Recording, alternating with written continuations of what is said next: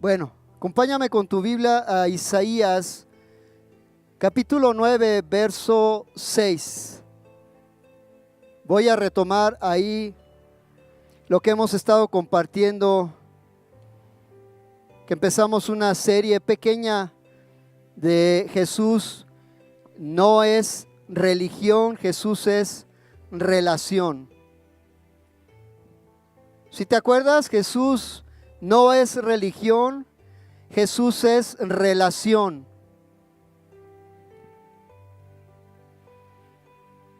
Y estuvimos leyendo algo acerca de ello en Isaías. Voy a retomar un poquito para que nos volvamos a enganchar. Creo que hay música de fondo. ¿O yo oigo? ¿No? Sí había. No, sí oigo súper bien.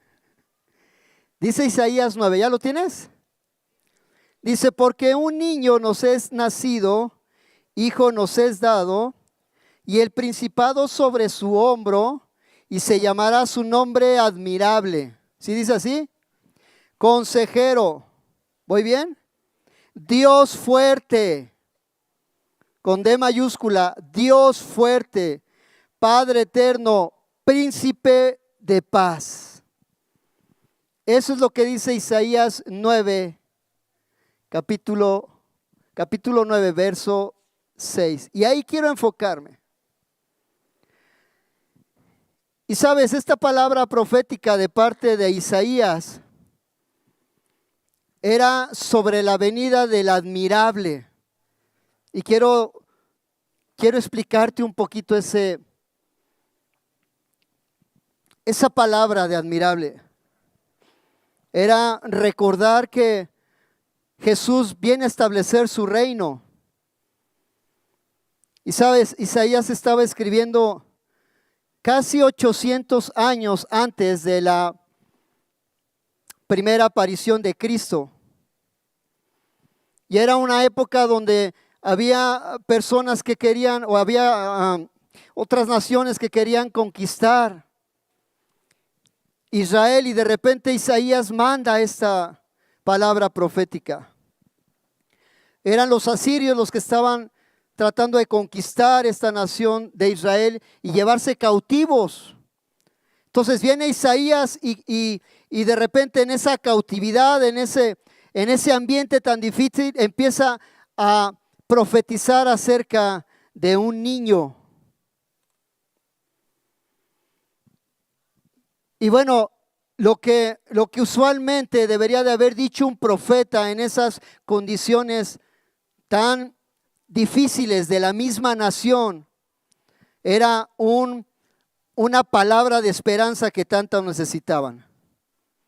Y lo que estaba diciendo Isaías es que un niño nacería para cumplir el pacto hecho sobre el mismo rey David, que era la descendencia de él.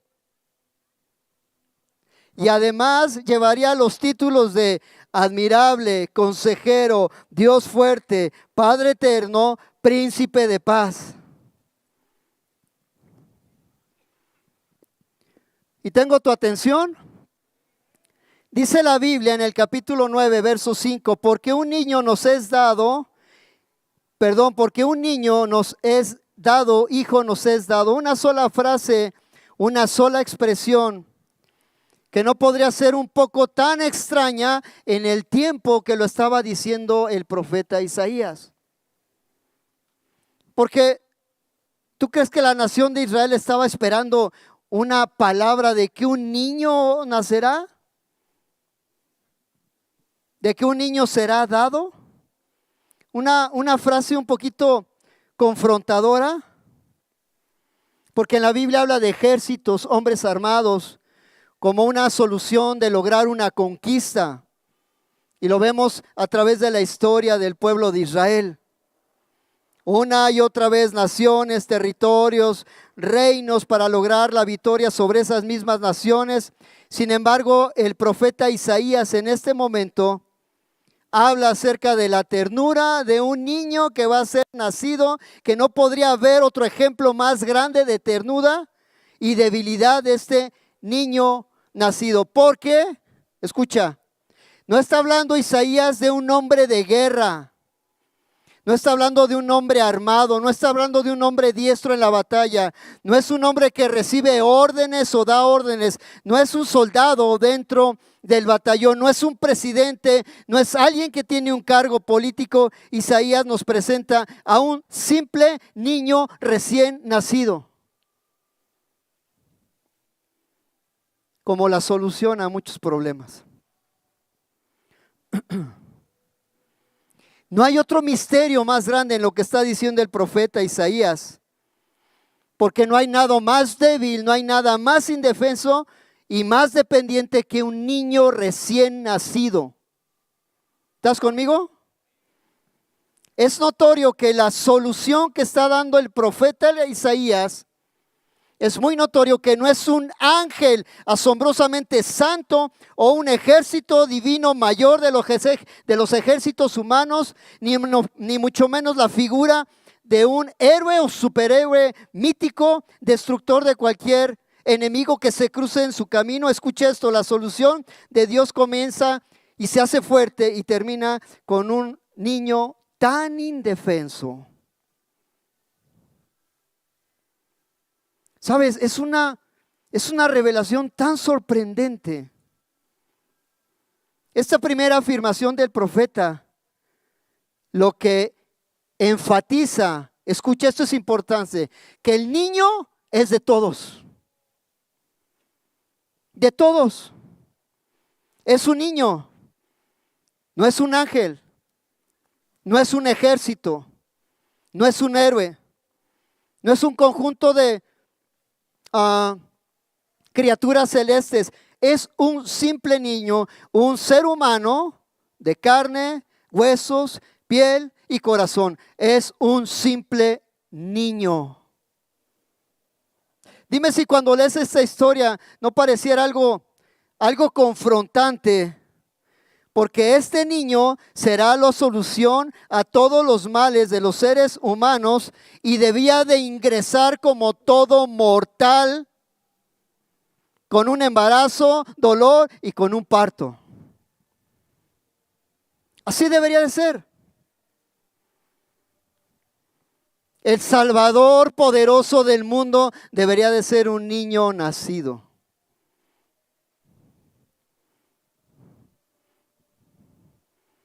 Esta gloriosa profecía del nacimiento del Mesías le recuerda que Dios traería victoria a través de un hombre de carne y huesos.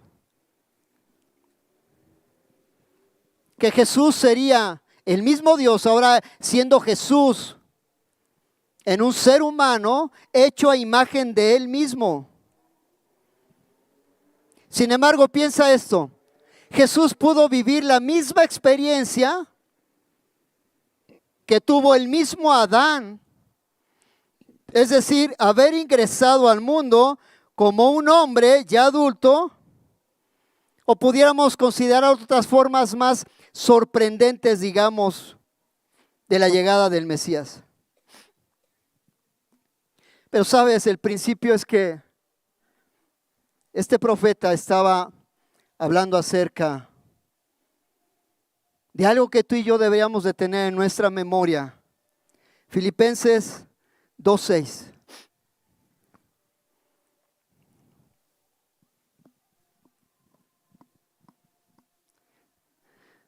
Filipenses 2:6 comienza y dice, el cual siendo en forma de Dios no estimó a ser igual a Dios como a cosa que aferrarse. Y comienza una parte atrás y dice, haya pues este mismo sentir que hubo en Cristo Jesús. Desde ahí deberíamos de conectarnos con esta palabra.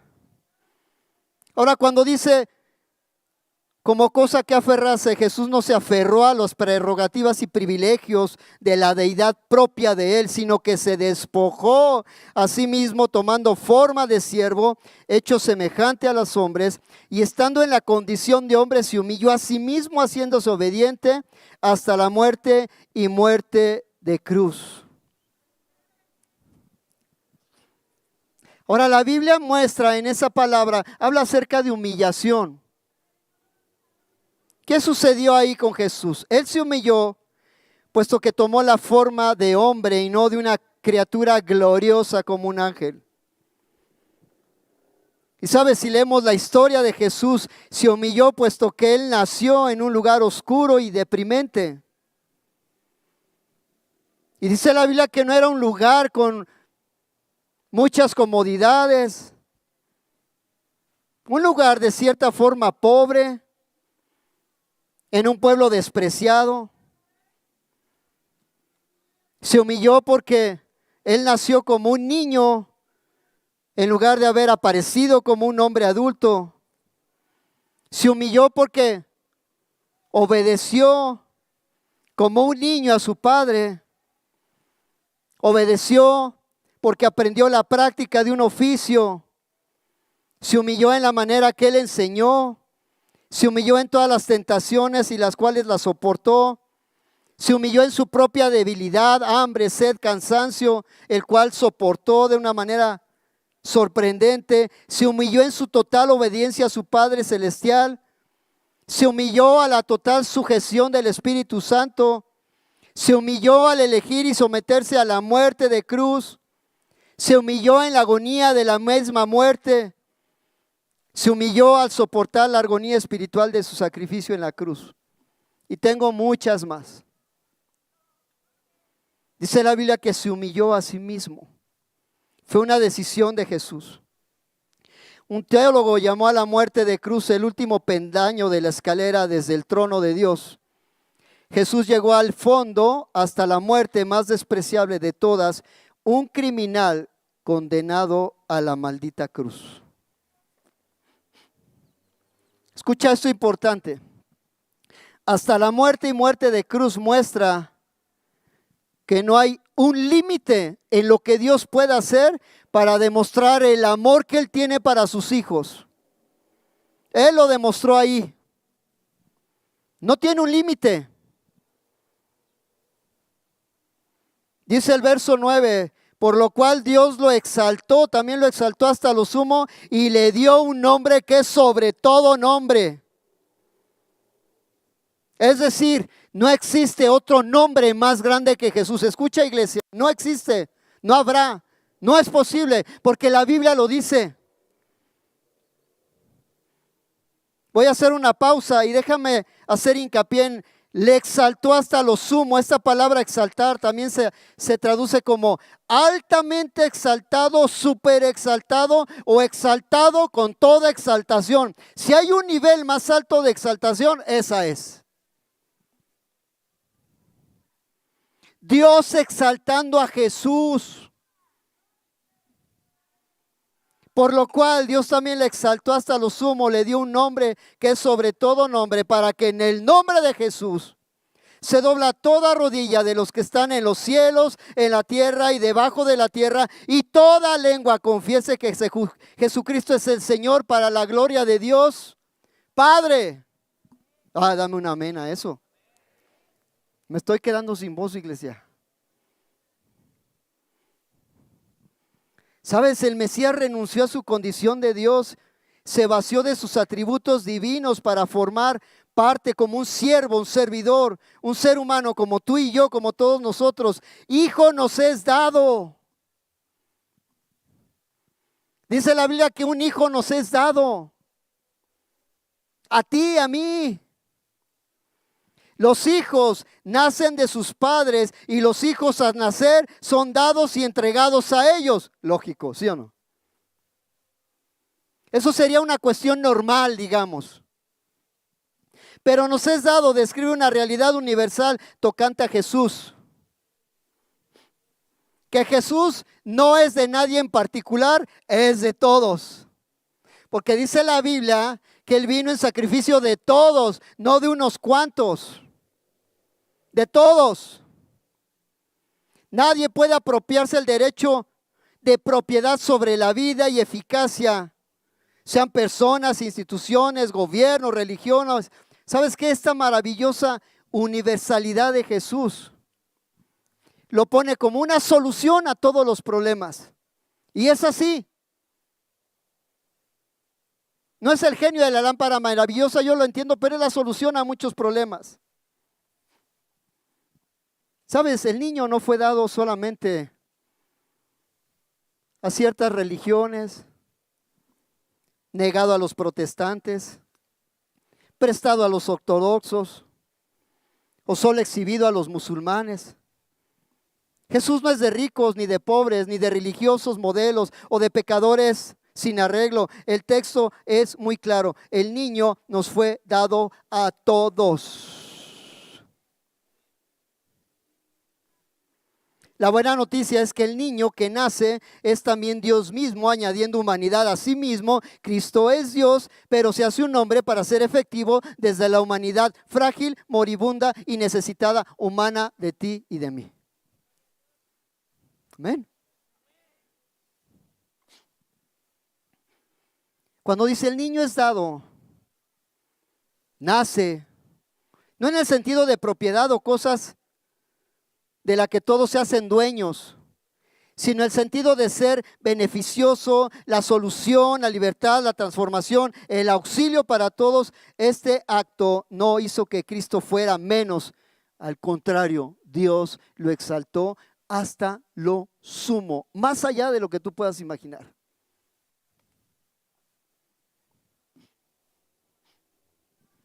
¿Sabes? Sin conflicto alguno y en perfecta armonía, Cristo convive con esa naturaleza o esa doble naturaleza, la humana y la divina. En la humana no se halló pecado, claro. En la segunda estancia de Jesús, siempre Dios lo llevó a prometer lo que nadie promete y hacer lo que nadie puede hacer, solamente Dios. Y Jesús lo hizo.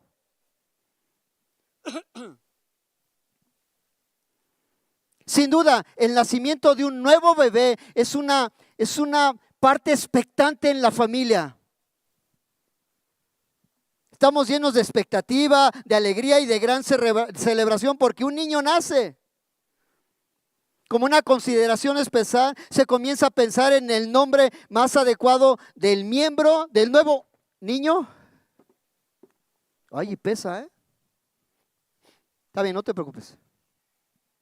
Y sabes, usualmente buscamos un nombre especial para honrar la memoria de alguien. A lo mejor que el hijo se llame igual que el papá, ¿no? Esa es la primera instancia.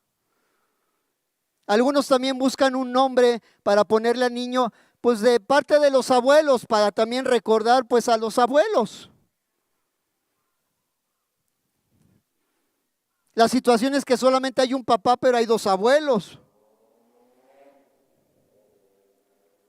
Un nombre que signifique algo especial, lo cual pudiera determinar su propio carácter del niño, por ejemplo, abogando que cada vez que lo mencionas, le estás dando como un futuro prometedor. Es muy seguro que si utilizara un solo nombre, aunque en una ocasión a lo mejor por honrar a personas diferentes, podrías ponerle 2 nombres o hasta 3 nombres. No, solamente estoy dando una introducción a lo que voy a decir, no estoy diciendo que no lo hagas. Pero sabes que en el caso del Mesías, tuvo 5 títulos que hacen una diferencia en su existencia, su condición, su persona, sus efectos y su misión. Porque una cosa es llamarse Martín, Víctor Hugo, Medellín, Fuentes de Oca, y otra es llamarse admirable, consejero, Dios fuerte, Padre eterno, príncipe de paz. Eso es Jesús. ¿Sabes? La idea es que estos no son los nombres de Dios, más bien son cosas que están derivadas de su propio carácter, describen quién es Él y qué ha venido a hacer. Eso es lo que hace esa palabra. En el pensamiento semítico, un hombre no solo se distingue o se identifica a una persona, expresa la naturaleza misma de ese ser. ¿Sabes? El nombre de Jesús era algo simple, vamos a decir, es un nombre común, de hecho.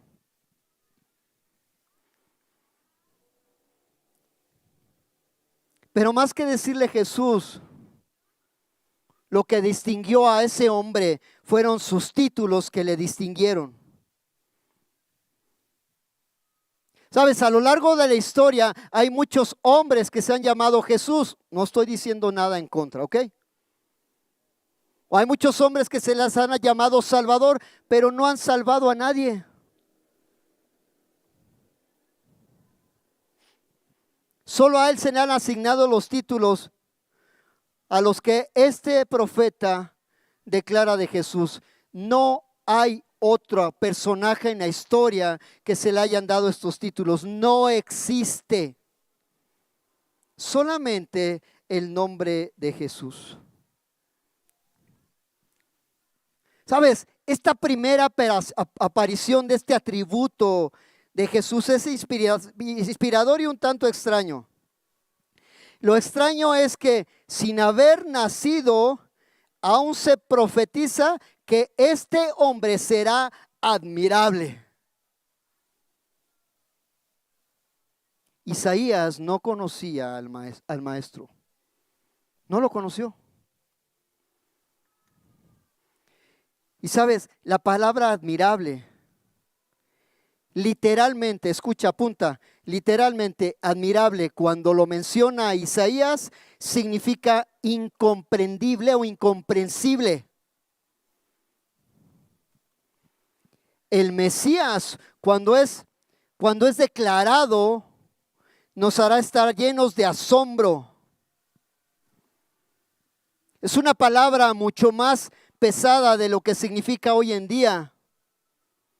Simplemente la palabra Jesús es admirable, es algo desconcertante para nosotros si podemos analizar esa parte importante en la Biblia. Porque admirable solamente se le da a aquellas personas que ya han hecho algo que justifique que su forma de vivir, no haya otra forma de reconocerlos que es admirable, pero estamos hablando de un niño que todavía no nace y que les están llamando y le está diciendo que este hombre será admirable.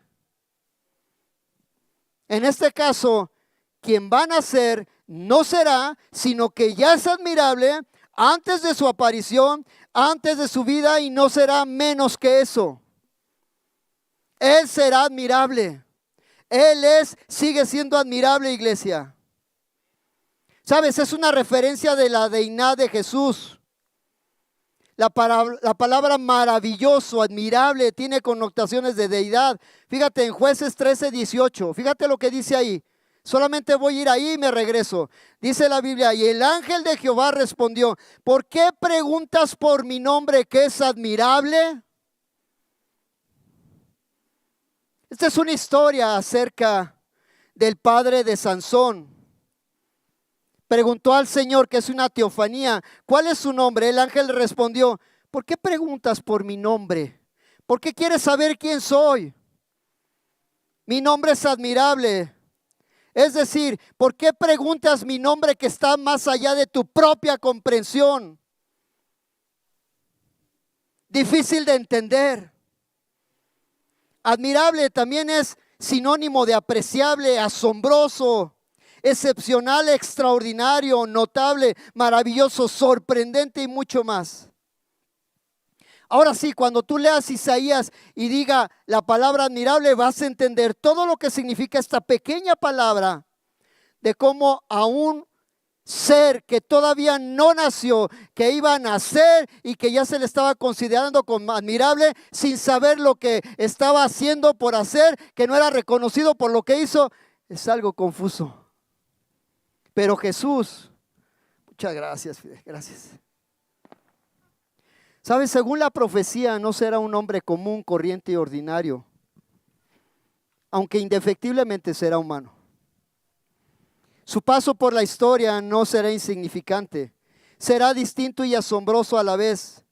Producirá él mismo, el admirable, dichos y hechos extraordinarios y notables. Aunque no buscara fama, promoción, algunos aplausos, será prácticamente imposible que él pase inadvertido en la vida de las personas. Todos sabrán que estuvo ahí, aun cuando nadie se haya dado cuenta de su llegada. El lugar de nacimiento del admirable constituye un mensaje profético para hoy en estos tiempos, Un lugar donde nació él, lleno de vacas, corderos, donde suelen dormir, una llamada Belén, un lugar insignificante, imposible de competir con aquellos lugares tan ostentosos como esos lugares que existen en Londres, en Madrid, que son los mejores lugares para hospedarte. En lugar de las circunstancias de Jesús, llegó al mundo en un mensaje tan poderoso, tan coherente, clarificador para nuestra esencia, para nuestra presencia, porque los reyes nacen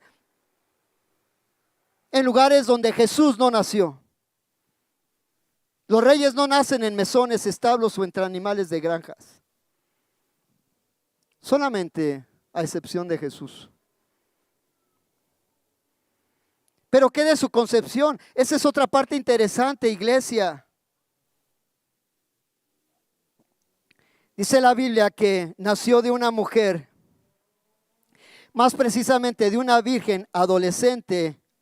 Este evento lo hace tan peculiar, diferente y especial que imposible pueda pasar desapercibido cuando leemos esa parte en los evangelios. Una niña, según se cree, anuncia que no solo está embarazada, sino que el padre de la criatura no es José. ¿Habías visto esta parte de la historia? No es José el papá, no es ningún mortal masculino. Lo cierto es que cuando esta niña dice que está embarazada, las noticias, como este tipo de noticias, corren rápidamente. Y hay un montón de opiniones de todos los vecinos, las personas cercanas. ¿Qué pasó? ¿Quién la embarazó? ¿Qué sucedió? Si era una niña de casa, ¿ahora qué pasó? Y algunas, la niña puede estar, bueno, estoy mediamente embarazada. Eso es imposible, iglesia. No puedes estar mediamente embarazada o a la mitad. O estás embarazada o no estás. Comentarios creativos, burlones, algunos más escépticos. La hija de está embarazada y según esta niña dice que fue el Espíritu Santo. ¿Sabes que de repente hubo una corriente en donde decía la gente que estaba embarazada del Espíritu Santo? Yo decía, ¿cómo? A lo mejor así se llamaba el fulano, ¿no? Espíritu y su apellido Santo. Sin burlarme, Señor, perdón, pero ella lo afirma. Y ella no tiene la menor duda. Ninguna persona en ese tiempo pudo resistirse al impacto de esa gran noticia. Pues sepan todos, se levanta esta niña. Por encima de sus prejuicios, bromas, escepticismo extremos, el Espíritu Santo lo plantó en mí. Estoy embarazada en un momento que no sé cómo puedo precisar, pero fue Dios mismo que lo puso dentro de mí. No lo dice la Biblia, ¿eh? Pero yo pienso que lo digo así. Digan lo que digan, estoy embarazada del Espíritu Santo. Y cuando dicen eso, es pues lo que tú pienses. Ya sabes la palabra, ¿eh? Pero es así. Sabes, Jesús no dejó de hacer cosas admirables hasta en ese evento. Cosas que solamente Dios podía hacer. Él es en sí un gran milagro, Él es admirable. Es un hecho que todos los evangelios dejan una evidencia contundente, sobrada, sobre los efectos de un Dios admirable. Un Jesús, dice la Biblia, todopoderoso. ¿Sabes que el título todopoderoso nada más estaba siendo dado a Dios? Ahora no. Ahora se extiende a Jesús mismo. Lo admirable de Él es la influencia que tuvo y tiene todas las esferas de la vida y necesidades del ser humano. Una es la física, la otra es la natural, porque Él tiene el poder. Y sabes, la última esfera es sobre la muerte misma. Dice la Biblia que Él venció a la muerte.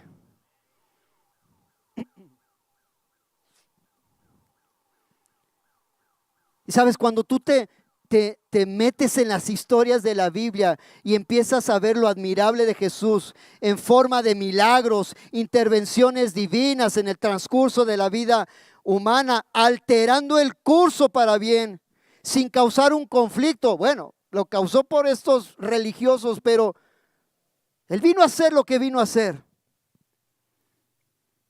Voy terminando, chicos. Tales eventos los podemos ver a lo largo de la palabra de Dios. ¿Sabes qué? Milagros físicos, tales como un leproso sanado, paralítico levantado, alguien que sanó de fiebre, otro tuvo una enfermedad física, una mano seca, una más sordera, mudez, el ciego de Betsaida, Bartimeo, los 10 leprosos, uno que le rompió la oreja, Pedro, alguien que era sanado de hidropesia, milagros en lo natural, agua convertida en vino, calma en una tormenta, la pesca milagrosa, multiplicación para 5,000, multiplicación para 4,000, caminando sobre el agua, dinero dentro de un pez, la higuera seca, milagros de resurrección, la hija de Jairo,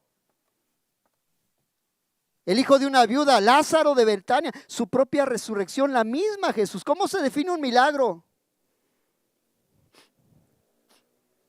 ¿Sabes? Hay una definición, alguien dice, es la alteración o violación de una ley natural, la cual debemos entender que hay leyes naturales que son inmutables, pero que Dios las cambia. Es lo que Dios hace y el poder de Jesús, de que lo natural lo convierte en sobrenatural, más allá de lo que podemos leer en esas historias, de lo que tú y yo pudiéramos pensar. Porque una cosa es real por encima de toda incredulidad. Jesús es admirable, es el admirable. Tenía una clase de poder diferente. Solamente para llevar a cabo milagros como estos que solamente Dios podía hacer y demostrar. No hubo una manifestación mágica o extraña, naturaleza involucrada, testigos que estaban ahí oculares. Nada sucedió de corte extraterrestre, como muchas enseñanzas que existen. No hubo ostentación de parte de Jesús. No hubo una preparación del ámbito, del ambiente. No hubo que todos se tomaran de las manos y vamos a entrar en trance para que baje el milagro. Solamente había una irrupción del maestro en un momento dado. ¿Sabes? Lo que tú y yo llamamos milagro, lo que tú y yo mencionamos como milagros, no era más que la expresión en obras de lo que Él era, su esencia. Él es admirable. Todo milagro representa el poder mismo que Jesús tiene y la autoridad.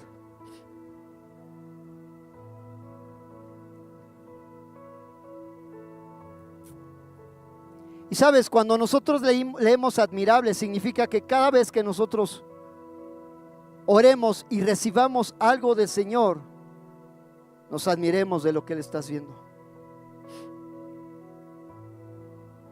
Porque un milagro es algo que nosotros no estamos tan acostumbrados a observar y ver. Lo que nosotros llamamos como milagro para Jesús es algo natural. Jesús no necesitó autoempoderarse porque Él era el mismo poder. No necesitaba preguntarle a nadie. No necesitaba saber si tú necesitabas un milagro. Esta profecía de Isaías está anticipando que ese Mesías único, irrepetible, poderoso, humilde, vencedor, todopoderoso, caminará entre los seres humanos haciendo naturalmente lo que Él es, porque Él es admirable.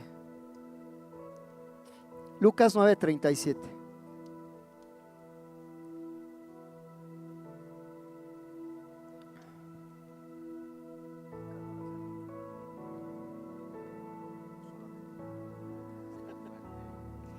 Al día siguiente, dice la Biblia, cuando descendieron del monte, Lucas 9:37, una gran multitud le salió al encuentro, y aquí un hombre de la multitud clamó diciendo: Maestro, te ruego que veas a mi hijo, pues es el único que tengo, y sucede que un espíritu le toma y de repente da voces y les sacude con violencia y le hace echar espuma, y estropeándole a duras penas se aparta de él. Y rogué a tus discípulos que le echasen fuera, y no pudieron. Respondiendo Jesús dijo: oh generación incrédula y perversa, ¿hasta cuándo he de estar con vosotros y he de soportar? Trae acá a tu hijo. Y mientras se acercaba el muchacho, el demonio lo derribó y le sacudió con violencia. Pero Jesús reprendió al espíritu inmundo y sanó al muchacho y se lo devolvió a su padre. No voy a explicar esa parte escritural porque es una prédica de 3 horas. Pero dice la Biblia que todos se admiraban de la grandeza de Dios. Escucha, escucha, eso es importante. Escucha, ¿tengo tu atención? ¿Quién sanó a este muchacho? ¿Quién? Dice eso, dice aquí que ellos se admiraban de la grandeza de ¿quién? De Dios, el mismo Jesús. Eso dice la Biblia. No estoy cambiando la versión. Aquí dice que ellos se admiraban de Dios porque podían ver a Dios mismo en la figura de Jesús, en lo que Él estaba haciendo. No existe una persona que conociera a Jesús que no sintiera esa gran admiración. Jesús, cuando era conocido, algo dejaba en la vida de las personas. Muchos lo vieron con esa admiración. En el reino de Dios todo se expande, todo crece, todo se multiplica. No es un rito, no es una religión, no somos fanáticos, iglesia, no es cultura, es tan solo el efecto que produce Jesús en la gente. Apocalipsis 19:16. Es el último verso que vamos a ver, si dice: y en su vestidura y en su muslo tiene escrito este nombre. ¿De quién habla? De Jesús, del admirable.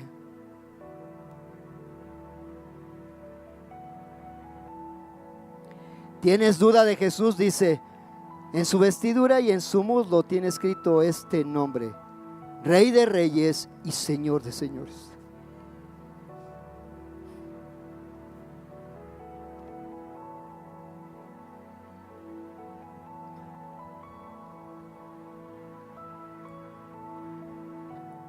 Y sabes, hemos querido predicar acerca de Jesús porque Jesús no es una religión, es una relación. Y claro, quisiéramos que tuviéramos la oportunidad de conocerlo más a Él. Porque Jesús dijo, ¿no? Si me han visto a mí, han visto al Padre.